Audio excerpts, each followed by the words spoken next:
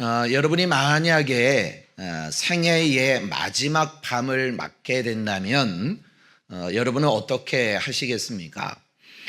낙심하거나 누구를 원망하게 되기도 합니다. 그리고 어떤 사람은 될 대로 되라 라고 하며 좌절할 수도 있습니다.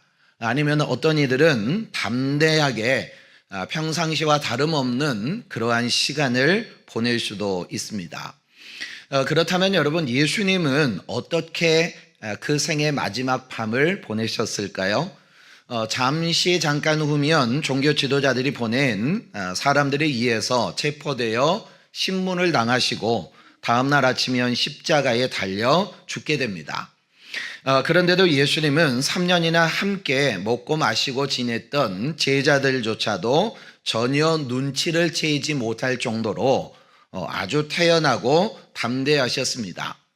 제자들과 더불어 유월절 만찬을 나누시다가 가룟 유다가 나간 후에 성찬식을 베푸셨습니다. 물론 여러분, 성찬식을 위해서 특별한 준비를 하신 것은 아닙니다. 그저 여러분 모세 때부터 내려오던 관습대로 유월절 만찬을 드시면서 특별한 의미를 부여하셨을 뿐입니다. 예수님은 죽음을 앞둔 상황에서도 자기를 향한 하나님의 뜻이 이루어져 하나님께 영광을 돌릴 것을 바라보며 감사하셨습니다.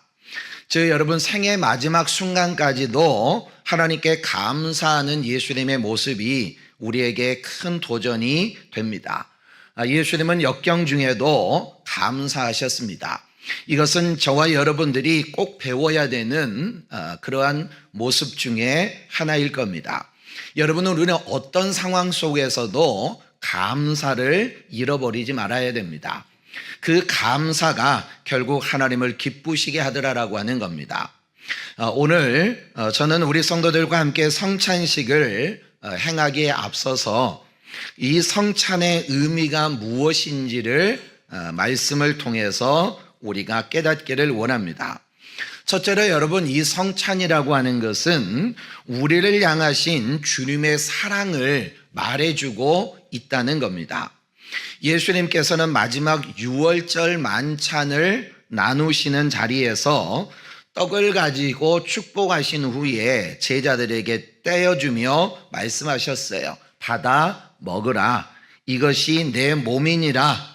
또 잔을 가지시고 축복하신 후에 제자들에게 나누어 주시면서 말합니다. 너희가 다 이것을 마시라. 이것은 죄사함을 얻게 하려고 많은 사람을 위하여 흘리는 바 나의 피고 옷 언약의 피니라. 물론 그 자리에서 제자들이 받아 먹은 것은 예수님의 몸이 아니라 떡이었습니다. 제자들이 받아 마신 것은 예수님의 피가 아니라 포도주였습니다.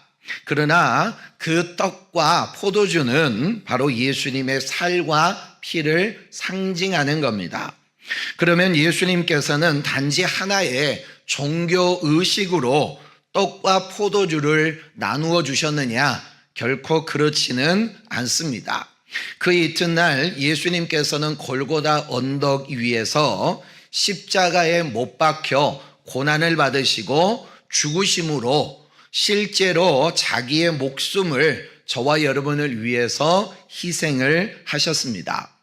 그러므로 우리는 이 성찬의 떡과 포도주를 대하면서 우리를 구원하기 위해 십자가 위에서 목숨을 버리신 예수 그리스도의 사랑을 마음 깊이 받아들여야 할 것입니다.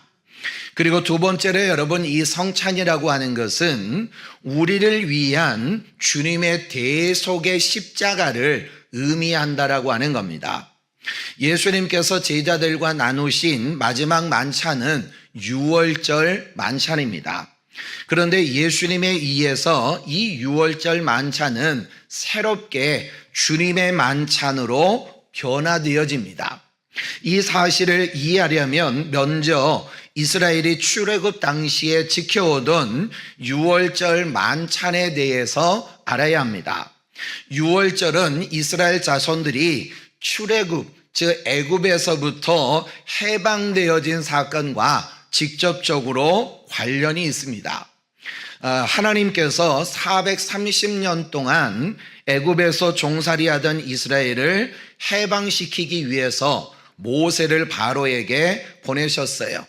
그러나 바로는 이스라엘 자손을 해방하기는커녕 더욱더 그들을 압제하고 괴롭혔습니다. 이에 하나님께서는 모세를 통하여 9가지의 재앙을 내리십니다. 그러나 바로는 이 재앙이 임하면 두렵고 무서워서 모세를 불러 내가 너희들이 요구한 대로 내가 다 들어주겠다라고 이야기를 하지만 그 재앙이 물러가고 그 재앙이 끝나면 마음이 변심해서 더욱 마음을 완악하게 했습니다. 그러므로 하나님께서는 마지막으로 10번째의 재앙을 내리기로 작정을 하십니다. 그 10번째의 재앙은 우리가 잘 알고 있는 대로 애굽의 모든 장자, 큰아들이 죽는 재앙이었다라고 하는 거예요. 이 재앙은 사람뿐만이 아니라 가축에 처음 난 것도 다 죽었습니다. 그러나 이 재앙이 이스라엘 자손의 집에는 임하지 않았어요. 애굽인의 집집마다 위로 바로의 장자로부터 아래로는 여종들의 노예의 장자에 이르기까지 다 죽임을 당하는 가운데 어떻게 이스라엘 자손들의 장자들만 죽임을 면할 수가 있었을까요? 우리가 구약성경 출애굽기 12장의 말씀에 보면 6월절의 유래라고 하는 것이 기록이 되어져 있어요. 하나님께서는 9가지의 재앙을 겪어서도 하나님의 그 지시를, 하나님의 명령을 거역을 하고 이스라엘 백성들을 보내기를 거절하는 바로에게 10번째의 재앙을 내리시기에 앞서서 모세와 아론에게 말합니다. 저희 여러분, 어린 양, 즉 새끼 양을 잡아서 그 새끼 양을 죽이고 그 피를 다 받아 그 피를 좌우 문의 인방이나 설주에 다 바르라라고 하는 겁니다. 문에다가 어린 양의 피를 다 바르고 그리고 그 양의 고기는 집 안에 들어가서 구워 먹으라 라고 명령을 합니다. 그렇게 되어지면 여러분 어떻게 되느냐? 내가 피를 볼 때에 너희를 넘어가리니 재앙이 너희에게 내려 멸하지 아니하리라 라고 말씀합니다. 여러분 여기에서 바로 6월절이라고 하는 것이 유래되었다라고 하는 거예요. 6월이라 라고 이야기하니까 우리는 6월달을 여러분 이야기하시는 분이 가끔 계시던데 여러분 그것이 아니고 6월이라고 하는 것은 한문입니다. 한자입니다. 저희 여러분 넘어가다, 건너가다 이런 뜻을 갖고 있다라고 하는 거예요. 모든 애굽인의 집에서 장자가 죽었으나 이스라엘 자손의 집은 재앙이 넘어갔다, 건너갔다 라고 하는 의미에서 6월이라 여러분 이렇게 이야기를 하는 겁니다. 그런데 애굽인들은 어린 양의 피를 그 문에다가 바르지 않았기 때문에 이 장자들이 다 죽었지만 이스라엘 자손들은 그 양의 피를 문에다가 그리고 문지방에다가 발랐기 때문에 그 죽음의 사자가 넘어갔다라고 하는 겁니다.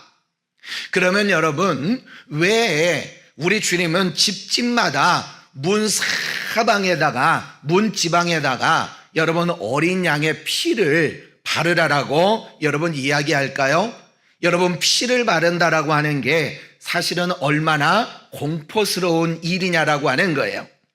왜 여러분 붉은 물감이나 이런 거를 그냥 붉은 페인트나 이런 거를 바르라라고 이야기하지 아니하고 하필이면 어린 양의 피를 잡아서 그 피비린내 나는 그 피를 문지방에다가 다 바르라고 여러분 말씀하셨을까요?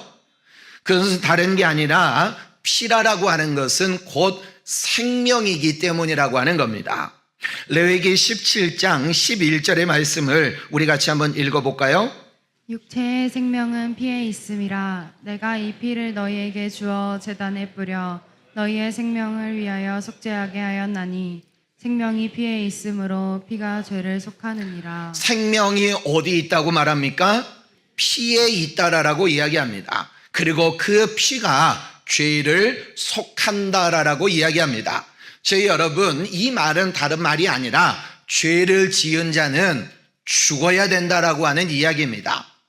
그래서 생명이라고 하는 것은 곧 피라, 이렇게 이야기를 하는 겁니다. 현대의학 역시 이 피라고 하는 것을 생명과 동일시합니다. 실제로 이스라엘 자손들의 장자들을 대신하여 어린 양이 죽임을 당했습니다.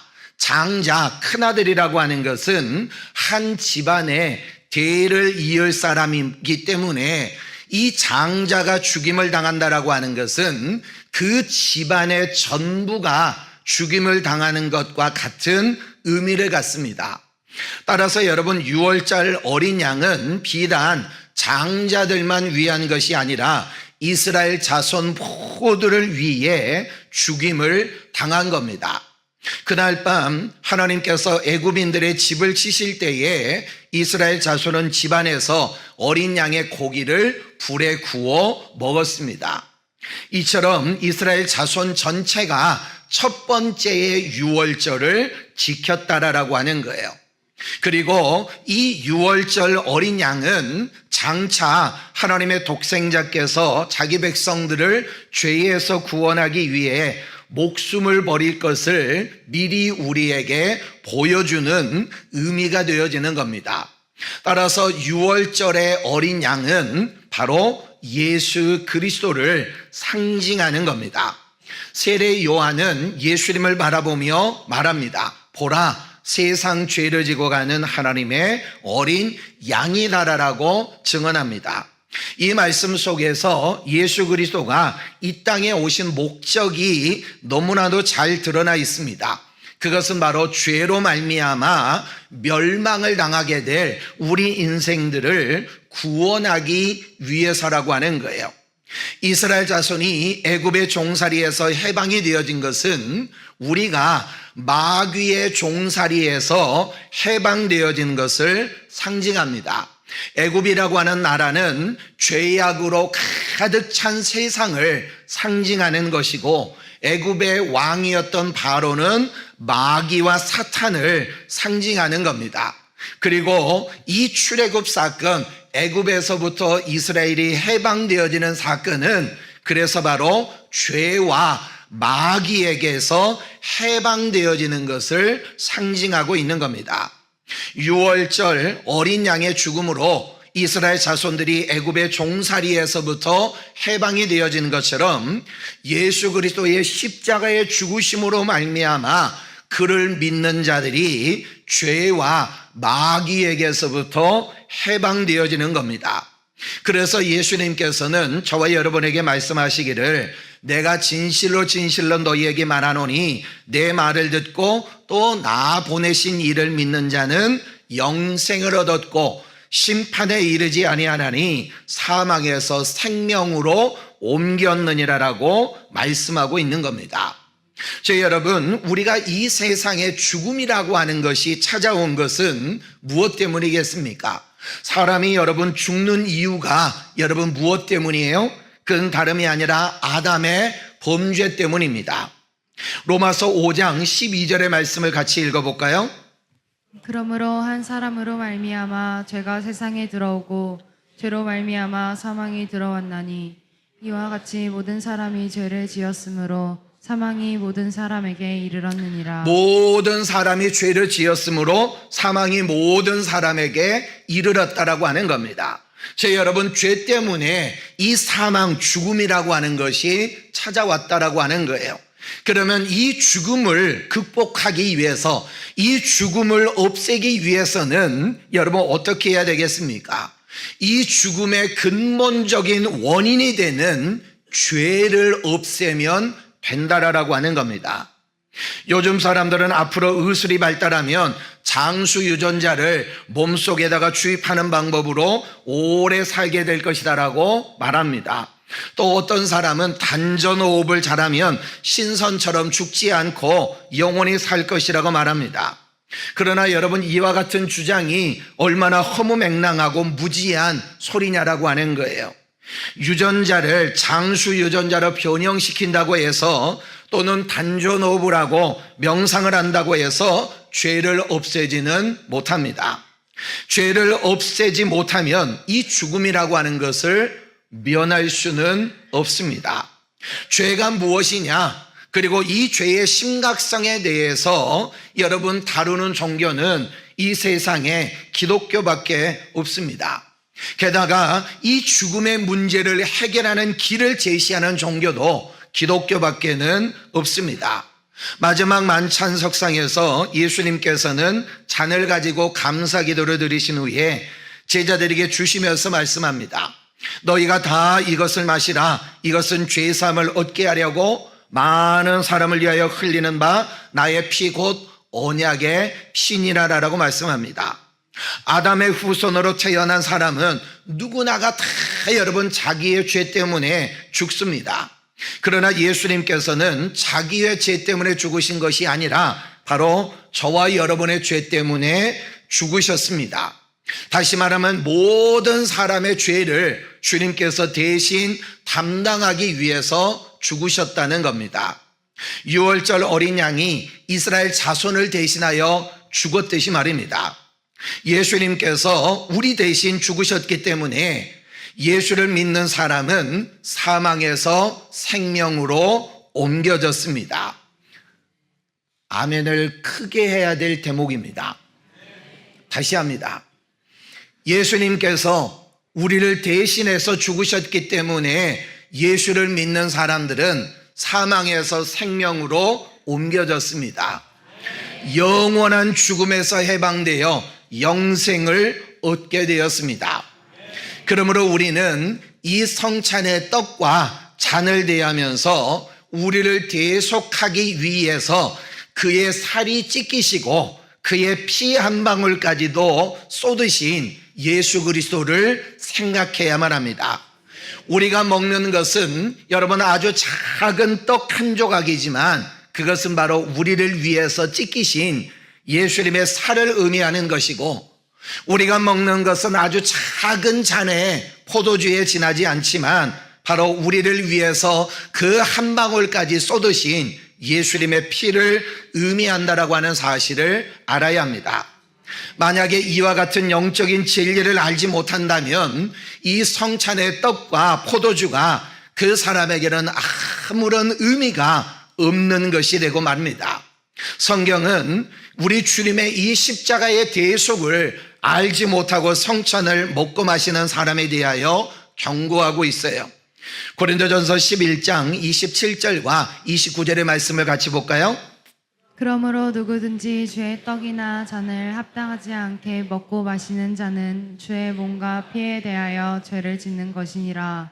사람이 자기를 살피고 그 후에야 이 떡을 먹고 이 잔을 마실지니 주의 몸을 분별하지 못하고 먹고 마시는 자는 자기의 죄를 먹고 마시는 것이니라. 주님의 몸을 분별하지 못하고 먹고 마시는 자는 자기의 죄를 먹고 마시는 것이니라라고 말씀합니다. 그래서 여러분, 우리가 이 성찬을 더할 때마다 바로 예수 그리스도의 십자가의 구속의 은혜를 여러분 믿고 받아들일 수 있게 되기를 축복합니다. 그리고 세 번째로 이 성찬의 떡과 포도주는 예수 그리스도가 바로 저와 여러분의 영의 양식이 된다라고 하는 사실을 말하고 있습니다. 떡과 포도주라고 하는 것은 여러분 양식이고 음료를 말합니다. 우리식으로 말하자라고 하면 밥이고 물이라고 하는 겁니다. 요한복음 6장의 말씀에 보면 예수님께서는 여러분 이렇게 말씀하세요. 나는 생명의 떡이니 내게 오는 자는 결코 줄이지 아니할 터이요 나를 믿는 자는 영원히 목마르지 아니하리라. 진실로 진실로 너희에게 말하노니 믿는 자는 영생을 가졌나니 내가 곧 생명의 떡이로라. 너희 조상들은 광야에서 만나를 먹었어도 죽었거니와 이는 하늘로서 내려오는 떡이니 사람으로 하여금 먹고 죽지 아니하게 하는 것이라. 나는 하늘로서 내려온 산떡이니 사람이 이 떡을 먹으면 영생하리라. 나의 줄 떡은 곧 세상의 생명을 위한 무엇이라? 내 살이라라고 말씀합니다. 저희 여러분, 예수 그리스도가 바로 우리의 영의 양식이 되어진다라고 하는 겁니다. 그런데 유대인들은 이 말씀을 깨닫지를 못했어요. 저희 여러분, 예수를 믿지 않는 사람들은 이 말씀의 의미를 깨닫지를 못했어요. 어떻게 사람이 사람의 살과 피를 먹을 수가 있느냐라고 합니다. 어떻게 사람이 사람의 살을 먹고 피를 마실 수가 있느냐라고 하는 거예요. 옛날 여러분, 구한말 시대에 우리나라가 기독교를 박해했던 때가 있어요. 수많은 사람들이 여러분 구한말 시대에 예수님을 믿는다라고 하는 이유 때문에 죽었습니다. 그때의 이유 중에 하나가 뭐였느냐? 저들은 사람의 피를 먹고 사람의 살을 먹는 사람들이라고 하는 거였어요. 저희 여러분, 성찬식을 그들은 깨닫지 못했고 이해하지를 못했다라고 하는 겁니다.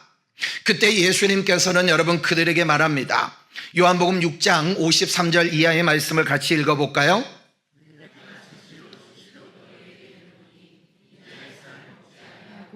인자의 피를 마시지 아니하면 너희 속에 생명이 없느니라.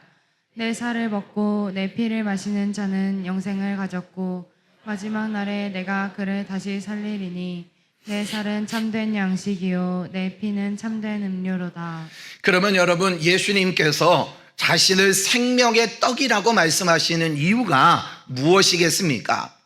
여러분, 그것은 다른 게 아니라 떡이라고 하는 것은 곧 여러분 우리의 육신의 생명을 말하고 있어요. 밥을 먹어야 우리는 삽니다. 밥을 먹지 않으면 우리의 육신의 생명은 여러분 유지할 수가 없다라고 하는 거예요. 그래서 대체로 사람들이 일주일 동안 물과 음식을 먹지 않으면 거의 죽음, 아사 직전에 이른다라고 이야기합니다. 그러므로 밥이라고 하는 것은 곧 생명이나 마찬가지라고 하는 겁니다. 물론 예수님이 우리의 육신을 위한 양식이 된다라고 하는 뜻은 아닙니다. 주님의 이 말씀은 영적인 의미로 이해해야 됩니다. 곧 예수님께서 우리의 영의 양식이 되신다라고 하는 겁니다. 그러면 영의 양식이신 예수님을 우리가 어떻게 먹을 수가 있느냐라고 하는 거예요. 실제로 여러분, 우리가 식인을 여러분 해야 되느냐라고 하는 겁니다. 여러분, 그렇지는 않고 성경은 우리에게 말하기를 예수님을 믿는 것이 곧 예수님을 먹는 것이다라고 말씀하고 있어요. 요한복음 11장의 말씀에 보면 예수님은 말씀하시기를 나는 부활이요 생명이니 나를 믿는 자는 죽어도 살겠고 무릇 살아서 나를 믿는 자는 영원히 죽지 아니하리라라고 말씀하고 있습니다. 저희 여러분, 예수님을 믿는다라고 하는 것은 곧 예수님을 영의 양식으로 삼는 것을 의미하는 겁니다.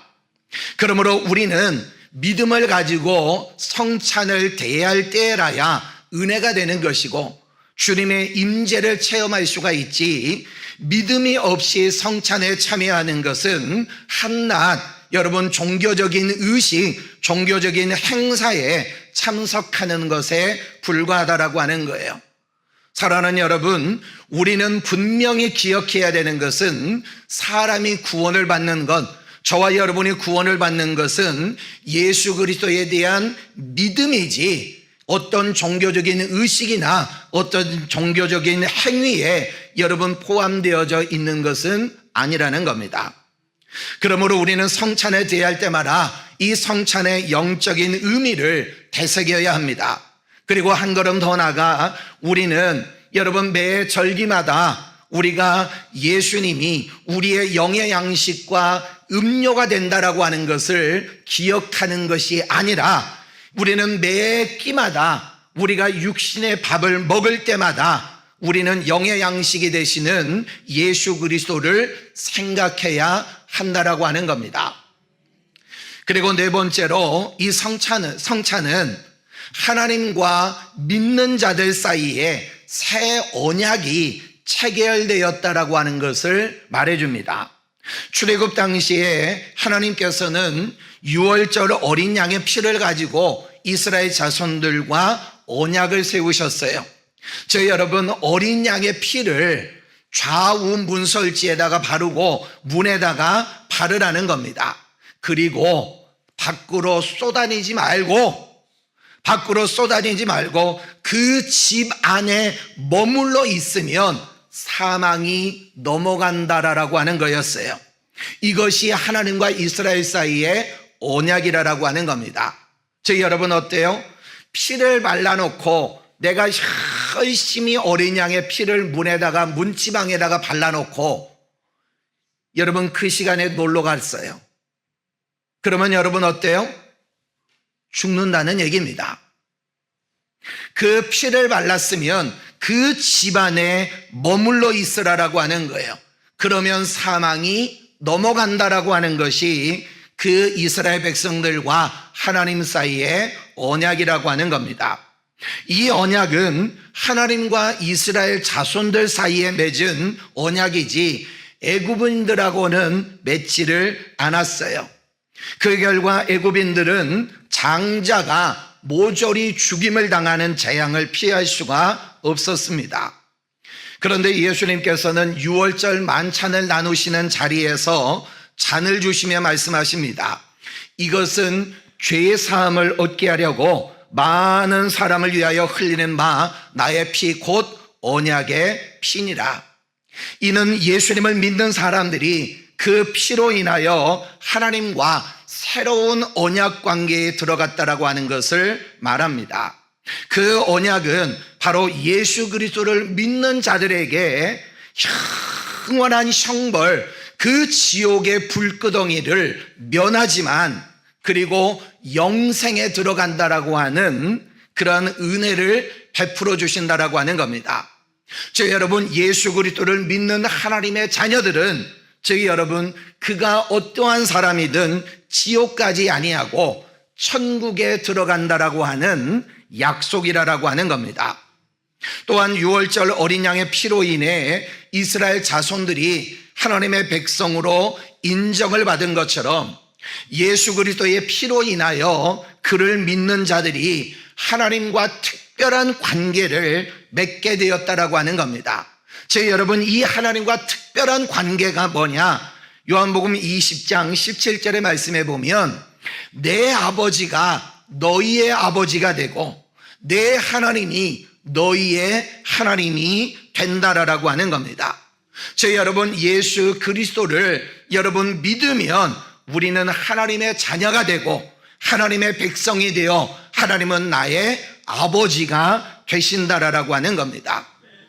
그렇지만 여러분, 이것은 예수님의 피와 상관없는 사람들하고는 전혀 상관이 없다라고 하는 겁니다. 예수를 믿지 않는 사람들하고는 전혀 여러분 상관이 없다라고 하는 거예요. 그래서 여러분, 이 성찬은 누가 참여하는 거냐? 바로 예수를 믿는 사람들이 참여하는 겁니다. 그래서 성찬을 참여할 때 여러분, 입교인, 즉 세례교인들만 참석하는 이유가 바로 여기에 있다라고 하는 거예요. 사랑하는 성도 여러분, 우리 주 예수 그리스도께서 세우신 성예라라고 하는 것은 두 가지입니다. 바로 세례와 성찬입니다. 세례는 우리가 예수 그리스도를 믿는 자라고 하는 사실을 교회 앞에서 고백하는 것입니다.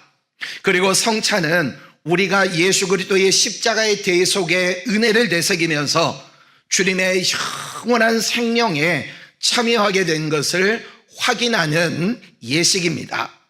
이런 점에서 이 두 가지의 의식은 경건한 마음으로 믿음을 가지고 참여해야 하는 것입니다.